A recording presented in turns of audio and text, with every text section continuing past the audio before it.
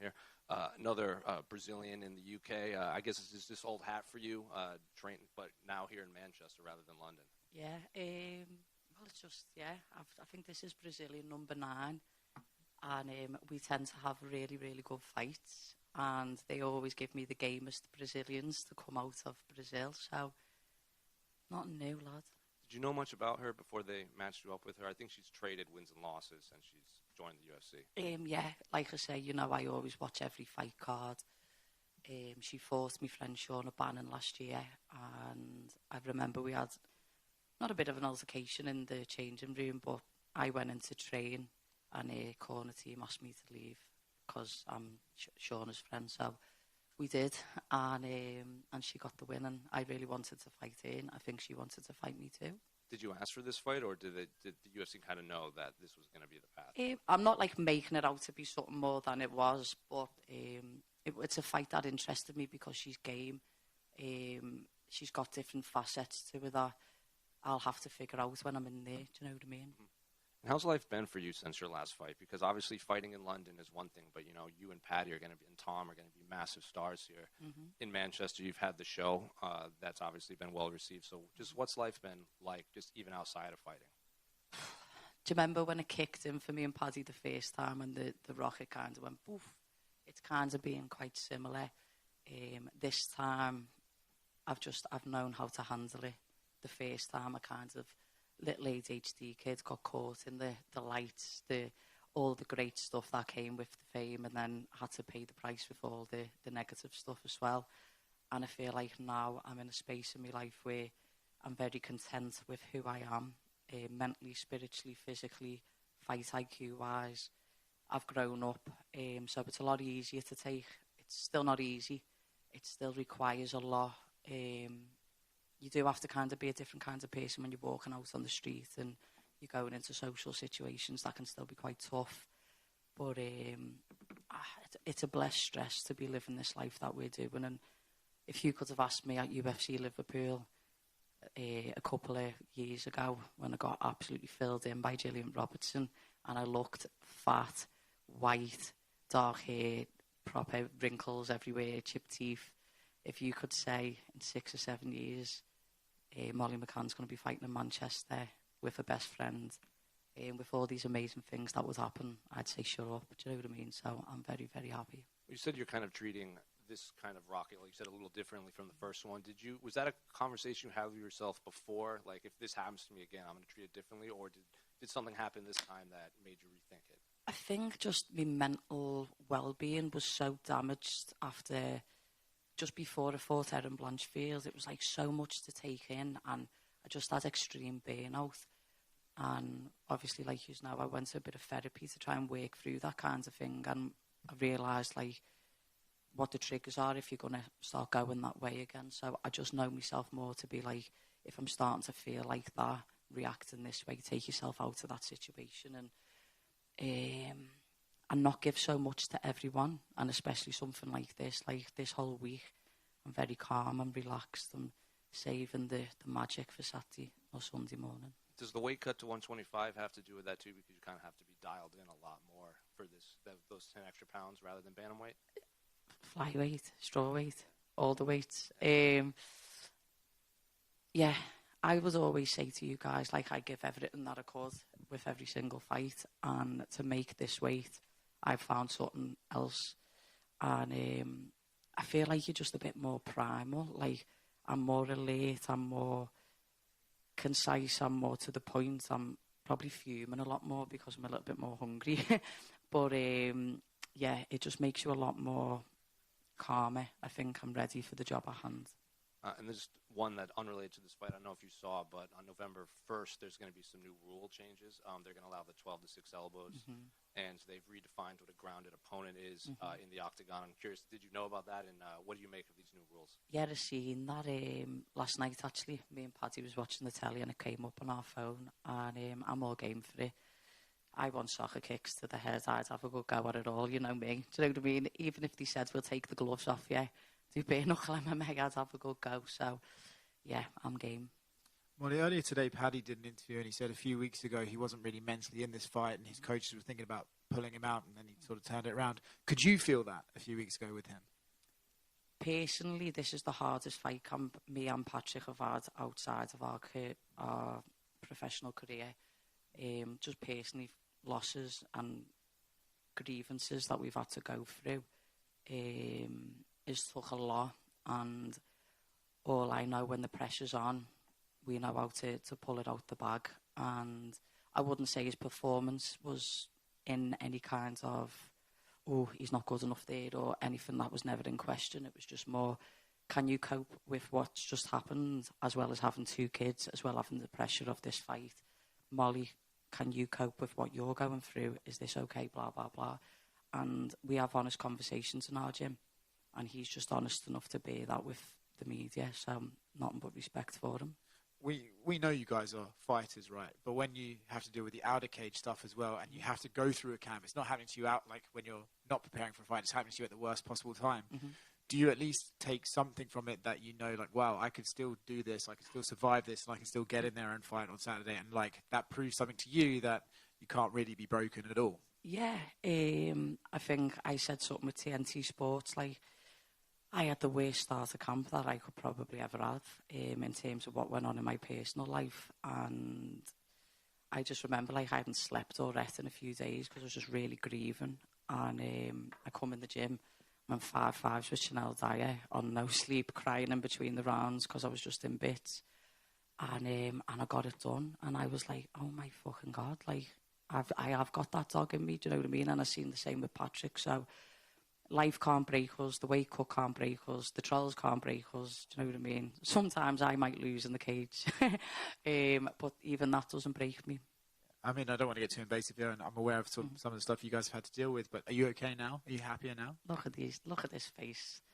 Look at this hair and these teeth. I'm all good, mate. It's just, life is life, and people go through losses, and it's just about grieving them losses and pushing through. And I think probably the best thing for me was to be in a fight camp, because maybe old Molly might have ended up down the pub, or probably just trying to run away from the pain. But I was sat in my house with my 2 dogs, having to go through it all on my own.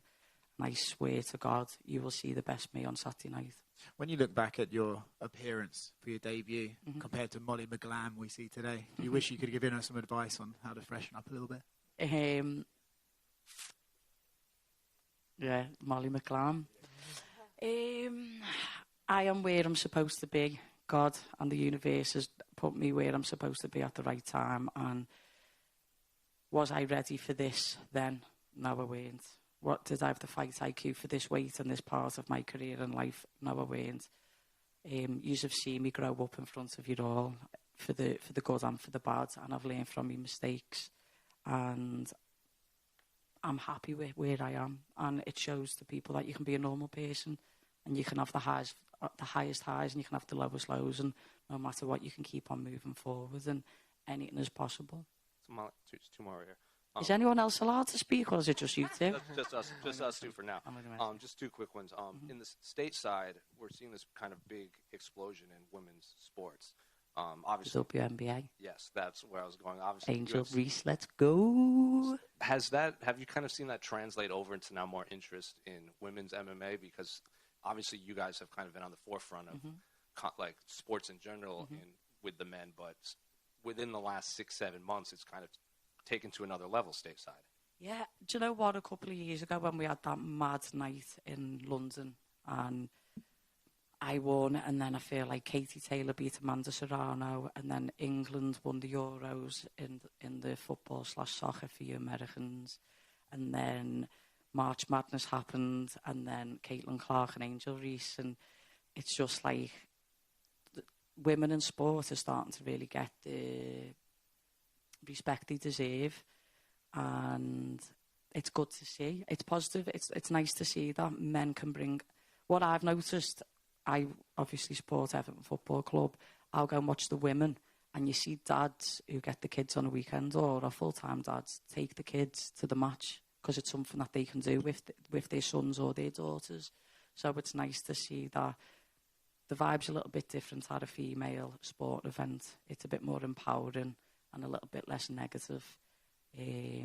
So it's great to see, and it's nice to see the girls getting paid. And last one, can I get your thoughts on the main and co-main for Sunday morning? I think I'm not disrespecting either fight and all the fighters, but I would love to see Leon win TKO. Sorry, Bilal, but he's our boy. And I think Tom and Curtis, it's going to be a finish. I don't think it's going to 5. And I think Tom is probably going to get a submission win. Well, I just want to ask you about the TV show you recently did. You put yourself out there. It can go either way sometimes when you do that. What's the reception been like since it's aired? Like, in all honesty, since my fight in February, I haven't received much hate in my life, which is quite mad. I think I've been as vulnerable as I can be to the world, and it's paid me back tenfold. I think people have just seen me a little bit more of the authentic me, as opposed to the sound clips, the sound bites that the media will put up of, like me drunk or eating with Paddy somewhere, do you know what I mean? But the city's really got behind us. I think we've made the city really fucking proud, and I'd like to say the rest of the country as well. It's boss to make where you're from proud and put them on notice, do you know what I mean? Absolutely, and just one more from me. You're settling into a new division now. When you're looking up the rankings, you're looking at the champion and the challengers. What do you make of your new home? I'm not looking past Bruno Brazil. Molly, you mentioned about the highest highs and lowest of lows, and when we look back at that first half of 2022, those back-to-back spinning back elbows, it was an absolutely amazing time for you. Mm-hmm. And then after that, what you've overcome since then has been incredible, and starting the year off with a bang back in the win column. Mm-hmm. Can you talk about how much you've grown as an athlete and as a person due to those circumstances? I feel as if I was quite nervous fighting a grappler in the high weight division if they were really outsized me, so I was somewhat petrified to make a mistake. But at this weight category, I feel like I don't need to carry that negativity with me. It's just only focusing on myself and me improving my skill set. That's a wonderful place for a fighter to be. The pressure I feel is only getting bigger with the TV shows or with the more notoriety and with being on a pay-per-view card. But I'm at the age now, and I'm at the part of my career where you'll have to correct me, but I don't know if this is fight 12 or 13 in the UFC for me. So there's no more lessons to kind of be learned now. It's going, reframe a fight week to coming in and just enjoying it, having fun, not wasting my energy. And it's my job. I used to think being in the UFC was just the prize, but it's not. It's working up them rankings and it's working towards the belt. So until I'm there, I'm not.